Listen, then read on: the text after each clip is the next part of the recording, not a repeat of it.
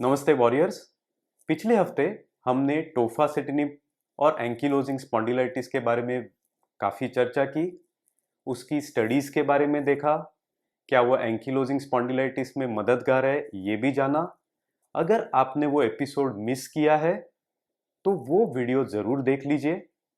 आज हम लोग चर्चा करेंगे टोफासिटिनिब के कुछ और मुद्दों के बारे में और उससे रिलेटेड साइड इफ़ेक्ट्स के बारे में। तो चलिए आइए देखते हैं। तो चलिए चालू करते हैं आपके कुछ प्रश्नों के साथ। काफ़ी लोगों ने मुझे पूछा है कि क्या ये ओटीसी दवा है? ओटीसी का मतलब होता है ओवर द काउंटर। आप केमिस्ट के पास गए, आपने दवाई का नाम बोला और केमिस्ट ने आपको दे दी। तो ये ओटीसी दवा नहीं है, ये डायरेक्टली केमिस्ट से नहीं मिल सकती है। आपको आपके रूमेटोलॉजिस्ट को मिलना है। रूमेटोलॉजिस्ट देखेंगे कि आपको इसका ज़रूरत है कि नहीं। इसके लिए कुछ टेस्ट करने पड़ेंगे, वो टेस्ट नॉर्मल है देखने के बाद ही रूमेटोलॉजिस्ट आपको इसके लिए गाइड करेंगे। दूसरी बात, क्या ये बायोलॉजिक है? इसका प्रभाव बायोलॉजिक के जैसा ही है, उसका समान प्रभाव है, लेकिन टेक्निकली ये बायोलॉजिक नहीं है। ये टारगेटेड सिंथेटिक डीमर्ड करके एक नया ग्रुप है, इसको बिलोंग करता है। जो कन्वेंशनल डीएमएआरडीज है, सल्फासैलाजीन, मीथोट्रिक्सेट, लेफ्लुनोमाइड, ये तो आपको मालूम ही है। तो ये नया ग्रुप है टारगेटेड सिंथेटिक डीमर्ड, इसमें ये दवा आती है। तो टेक्निकली ये बायोलॉजिक नहीं है। काफी वॉरियर्स ने मुझे पूछा है कि ये क्या कूल्हे का, हिप का दर्द अच्छा कर सकता है? अगर कूल्हे में ऑस्टियोआर्थराइटिस हो तो क्या ये उसका दर्द अच्छा कर सकता है? और दूसरी बात, क्या ये रीढ़ की हड्डी की जो विकृति है, कमर में जो झुकाव होता है एंकिलोजिंग स्पॉन्डिलाइटिस से, क्या ये उसे कम कर सकता है? अभी ये समझने से पहले कुछ और चीजें समझना बहुत जरूरी है। आप अगर ये फोटो देखेंगे तो इसमें आग लगी है, घर में आग लगी है और फायर ब्रिगेड पानी से इस आग को बुझा रहा है। अब जब भी हम लोग एंकिलोजिंग स्पॉन्डिलाइटिस के किसी भी वॉरियर को देखते हैं तो हम लोग दो चीजें उस वॉरियर में देखते हैं कि एक, आग कितनी लगी हुई है। आग का मतलब है कितनी सूजन एंकिलोजिंग स्पॉन्डिलाइटिस की वजह से जोड़ों में आज के दिन में है।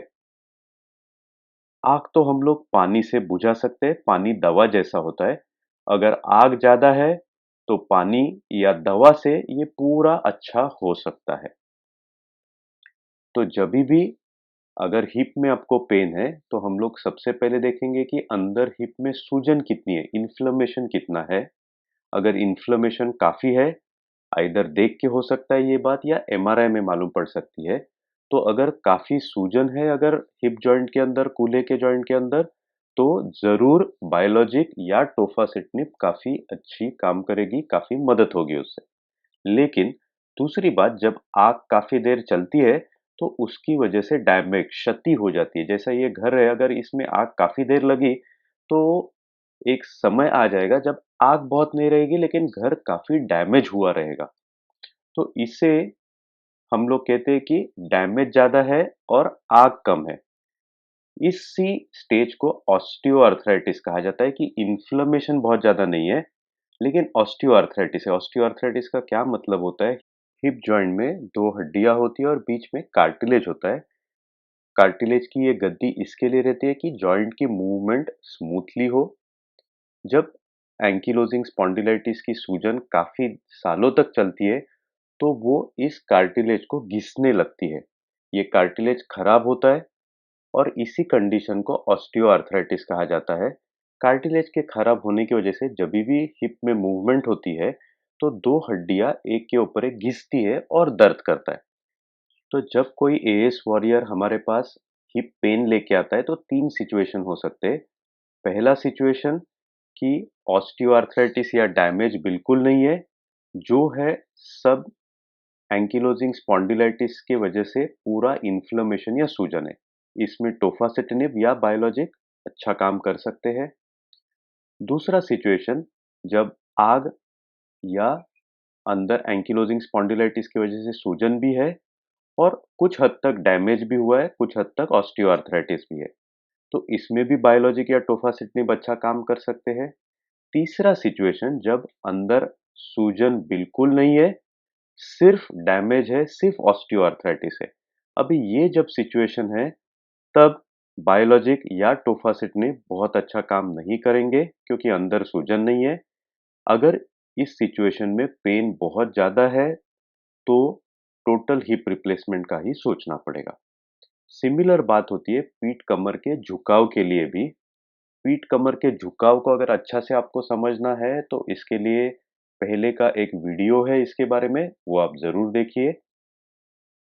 पीठ कमर का झुकाव भी इसी प्रकार एक जॉइंट में इन्फ्लेमेशन सूजन उसके वजह से हो सकता है जो अर्ली स्टेज में होता है, और जैसे दिन बीतते जाते हैं कैल्सिफिकेशन हो जाता है, लिगामेंट्स कड़क हो जाती है कैल्शियम के डिपोजिशन से, और उसके वजह से हो सकता है। तो अर्ली स्टेज में जब सूजन ज़्यादा है, तब बायोलॉजिक और टोफासिटिनिब डेफिनेटली मदद कर सकते हैं कमर के झुकाव को कम रखने के लिए या अच्छा करने के लिए। लेकिन जब बहुत क्रोनिक स्टेज हो जाती है, जब ज़्यादा सूजन नहीं है, सिर्फ फ्यूजन है, तो टोफासिटिनिब का इफ़ेक्ट या बायोलॉजिक का इफ़ेक्ट कम हो सकता है। ये कैसे मालूम पड़ेगा? एक, हम लोग देख के आइडिया आ जाती है। सेकंड, सीआरपी का वैल्यू इसे इंडिकेट कर सकता है, और तीसरी चीज एमआरआई डेफिनेटली इसे दिखा सकता है कि जोड़ों में सूजन है या नहीं है, या तो फिर सिर्फ कैल्सिफिकेशन है। टोफासिटिनिब के बारे में अभी भी कुछ चीजों के बारे में हमें बहुत अच्छी मालूमात नहीं है। यूवीआइटिस, डैक्टिलाइटिस, एंथेसाइटिस, पेरिफेरल जॉइंट्स जो बाकी जोड़े घुटना, टखना, हाथ के जॉइंट्स, ये चारों चीजों में एंकिलोजिंग स्पॉन्डिलाइटिस से जुड़ी हुई ये जो चीजें हैं, इनमें टोफासिटिनिब कितना इफेक्टिव है आज के दिन में किसी को मालूम नहीं है क्योंकि हमारे पास पर्याप्त डेटा उपलब्ध नहीं है। तो चलिए देखते हैं टोफासिटिनिब एंकिलोजिंग स्पॉन्डिलाइटिस में अगर चालू करना है तो वो चालू करने के लिए पहले क्या-क्या जांच करनी पड़ेगी।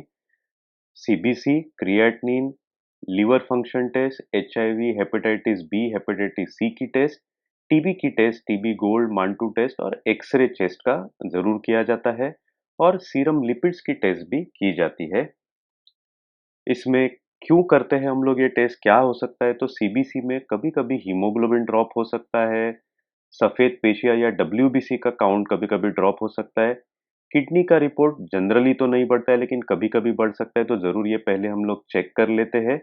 जनरली टोफासिटिनिब किडनी के रिपोर्ट को अल्टर नहीं करता है। लिवर फंक्शन टेस्ट ज़रूर की जाती है क्योंकि कभी-कभी एसजीओटी, एसजीपीटी बढ़ सकता है, और कोलेस्ट्रॉल की टेस्ट इसमें क्योंकि ये एलडीएल कोलेस्ट्रॉल कभी-कभी इसमें बढ़ सकता है।